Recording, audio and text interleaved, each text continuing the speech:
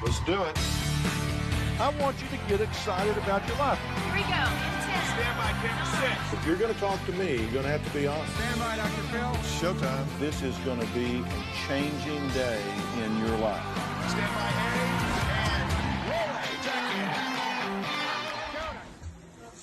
Panibawang araw, panibawang pasyente. Welcome to Dr. Phil Show, kung saan masasagot ang inyong problema patungkol sa teknolohiya. Ako po si Evangelo Santos, 19 na taong gulang at ako po ay humihingi ng tulong kay Dr. Phil. Dahil ako po ay nakakaranas ng pagka-addict sa gadgets, napapabayaan ko na po ang aking pag-aaral. Hindi ko namamalayan na mas inuuna ko pa ang paglalaro kaysa pag-aaral ko.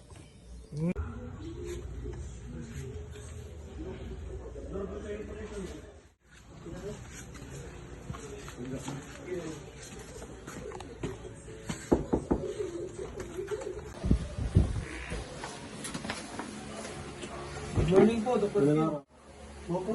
Salamat po, Dr. Phil. Ito si Evangelo Santos at siya ang ating unang pasyente. Anong may paglilingkod ko sa iyo?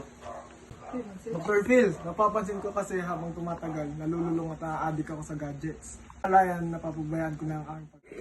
My house ready. You and me. Oh! Wala bang mas mahirap dito? Bububol mga laban. Grade 1. Easy. Ang tanga. Shot that double tap over the Tama pa kayo ng nanay mo tanga. Sige. Sakay mo. Bubo ka. Sige. Yo, what's the Layan. Layo pa yan. Gaya pa ito next game. multi? Sige. Sige, shoot mo. Lebron. Oh. Oh, di ba? Bubo ka, Liberton. Ano bang mga dahilan bakit ka naglalaro? Naging habit ko lang po ito at katagalan, hindi ko napapansin, nagiging addict na po pala ako habang naglalaro.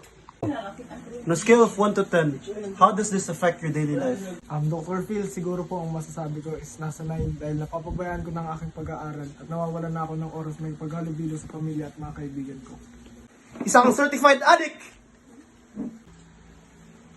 Doc, ano po bang may papayo niyo para masolusyonan yung pagiging addict ko sa paglalaro? These are the things you need to do to minimize your technology addiction. First things first, unplug before bed bago ka matulog. To keep you from distractions. And you need to turn off the notification of your phones. And lastly, you need to have a planned break and do outdoor activities in order for you to be more productive. Maraming salamat, Doc. Gagawin ko po lahat ng payo niyo. Let's do it. I want you to get excited about your life. Here we go. In 10. Stand by, camera 6. If you're going to talk to me, you're going to have to be honest. Stand by, Dr. Phil. Showtime. This is going to be a changing day in your life. Stand by, A. And roll it. Jackie. Panibawang araw, panibawang pasyente. Welcome to Dr. Phil Show, kung saan masasagot ang inyong problema patungkol sa teknolohiya. Ako po si Al Empinado, sa edad na 22 years old at gusto ko po sanang magpakonsulta sa iyo, Doc. Dahil napapansin ko na hindi na ako aware sa aking mga ginagawa sa kahit saan.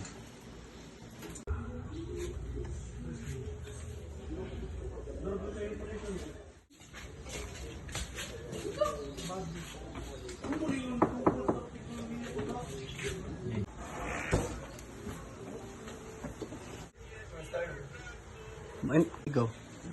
Ngayon, kasama natin si Al Empinado. Anong may paglilingkod ko sa iyo? Ako po sana ay manghihingi ng tulong patungkol sa paggamit ng teknolohiya na nagdudulot sa akin ng pagka-distract or construct distraction. So how does this affect your day-to-day life?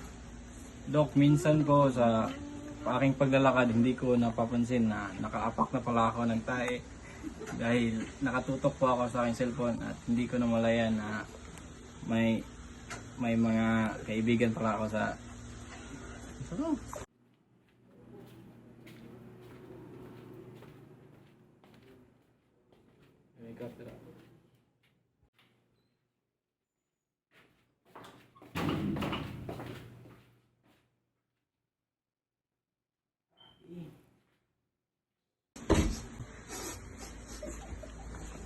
Ay, hala, sorry, Doc.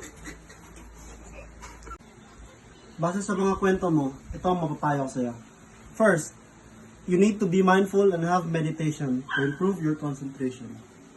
Second, you need to establish clear boundaries, meaning you need to communicate your work hours and availability to friends and family. And lastly, set tech-free time. Designate specific times during the day when you disconnect from technology. If you follow my advice, hindi lang tayo ang iyong maiiwasan, kundi possibling aksidente din.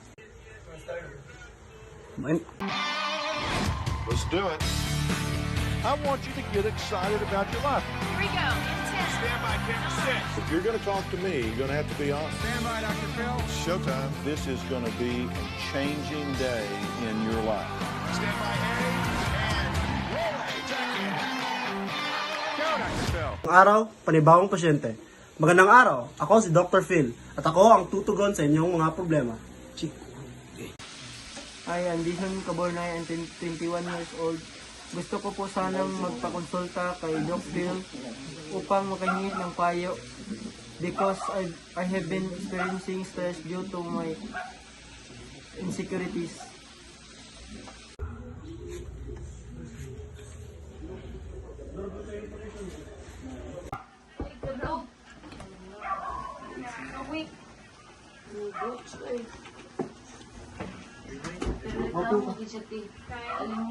Magandang araw, ako si Dr. Phil at ako ang tutugon sa inyong problema. Anong may paglilingkod ko sa iyo? Magandang araw po, Doc. Ako po sana yung humihingi ng tulong patungkol sa paggamit ng Korea na nagdudulot sa aking stress. Paano ba naapektuhan ang pang-araw-araw mong buhay?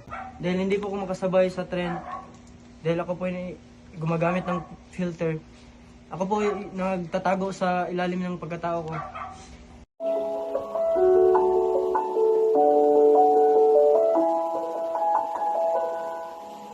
Staring at the bottom of your glass, hoping one day you'll make a dream last. Dreams come slow and they go so fast.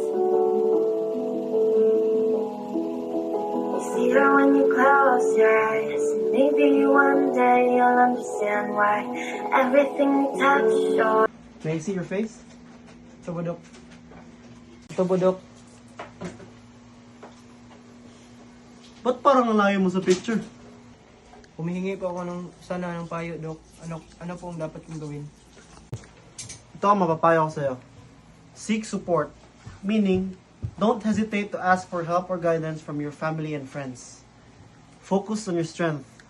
You need to identify your strengths and build on them. Positive affirmations. Practice positive self-talk. Remember, building confidence is a gradual process. Focus on progress, not perfection. Thank you po, Doc. Wala naman.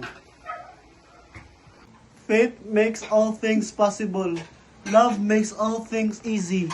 Hope makes all things work. And family makes life worth living. Like and subscribe.